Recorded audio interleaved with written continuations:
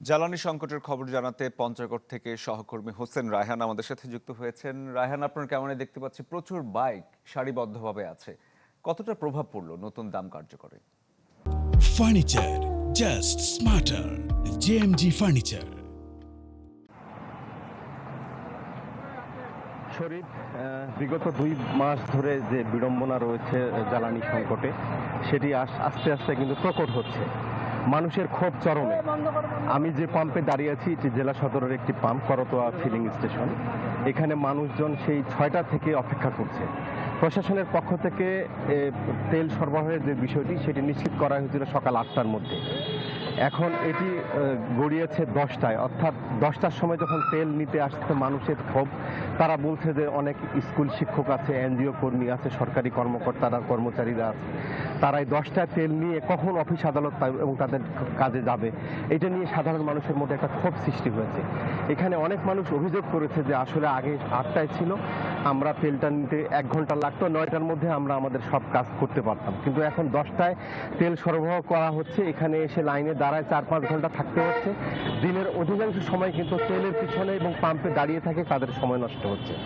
আপনাকে জানিয়ে রাখি, এই তেলের যে সংকট সেটি আসলে এখানে অপেক্ষমান যারা মানুষ আছে তারা আমাকে বলেছে যে আসলে জেলার, আপনি জানেন যে পঞ্চগড় জেলার প্রায় 23টি পেট্রোল পাম্প রয়েছে, তার মধ্যে প্রতিটি পাম্পে কিন্তু তেল সরবরাহ করা হচ্ছে না। একদিন পর পর তেল সরবরাহ করা হচ্ছে। সেই ক্ষেত্রে যে বরাদ্দ রয়েছে সেই বরাদ্দের অংশ কিন্তু সাধারণ মানুষের মধ্যে বিতরণ করা হচ্ছে এবং এটি নিয়ে মিশ্র প্রতিক্রিয়া রয়েছে। আপনাকে জানিয়ে রাখি যে অনেকের অভিযোগ আছে যারা জারকিনে করে আসে তেল নিচ্ছে কৃষিকাটের দোহাই দিয়ে। অনেক প্রশাসনের কর্মকর্তারা বিভিন্নভাবে তেল নিচ্ছে, পুলিশ, গণমাধ্যম কর্মী থেকে শুরু করে সব শ্রেণীর মানুষের বিষয়ে কথা উঠেছে যে অনেকে সুযোগ সুবিধা নিয়ে তেল সংগ্রহ করছে। সাধারণ মানুষ আসলে এটির একটা পরিত্রাণ চায় এবং এই যে অতিরিক্ত তেল বাড়ার যে খবর সেটি কিন্তু মানুষের মধ্যে একটা সংঘাত তৈরি হয়েছে।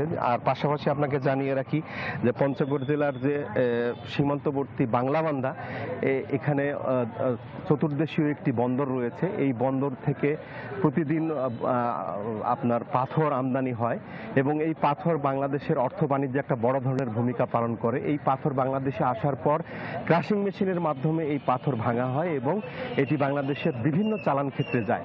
এখন জ্বালানি সংকটের কারণে কিন্তু এই ক্রাশার মেশিনগুলো চলতে পারছে না, ফলে অর্থ বাণিজ্যে একটা প্রভাব তৈরি হয়েছে। পাশাপাশি আপনাকে জানিয়ে রাখি শরীফ, পঞ্চগড় জেলা কিন্তু দেশের দ্বিতীয় চা অঞ্চল। এখানে সমতলের চা রয়েছে। এখন কিন্তু চায়ের মূল মৌসুম, অর্থাৎ চা কিন্তু প্লাকিং হচ্ছে রোটেশন অনুযায়ী। চা প্লাকিং এর ক্ষেত্রে একটা মেশিন ব্যবহার করা হয়। চাষিরা এই মেশিন দিয়ে প্লাকিং শুরু করে কাটায়, কিন্তু এই মেশিনে কিন্তু ফুয়েল লাগে। তারা কিন্তু পরিমিত ফুয়েল না পাওয়ার কারণে কিন্তু তারাও বাধাগ্রস্ত হচ্ছে বলে তারা জানিয়েছে। জেলা প্রশাসন বিভিন্ন শ্রেণীর মানুষের সাথে বসে প্রতিদিন তেলের সুষ্ঠু সরবরাহ নিশ্চিত করার জন্য একাধিকবার মিটিং করছে এবং সবাইকে সচেতন করার হচ্ছে। পাশাপাশি ম্যাজিস্ট্রেট এবং ট্যাগ অফিসার দিয়ে তেল নিয়ন্ত্রণ করা হচ্ছে। সব মিলে একটা অবস্থা এখানে বিরাজ করছে যেটি আসলে অনুকূল না। প্রতিদিন মানুষের প্রবণতা হচ্ছে যে তেল মজুত করতে হবে, খোলা বাজারে বিক্রি করতে হবে বেশি দামে, এরকম একটা প্রবণতা মানুষের মধ্যে রয়েছে।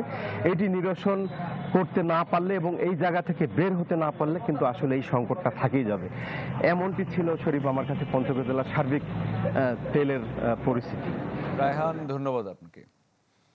জ্বালানি সংকটের চিত্র দেখাচ্ছিলাম দর্শক আপনাদের।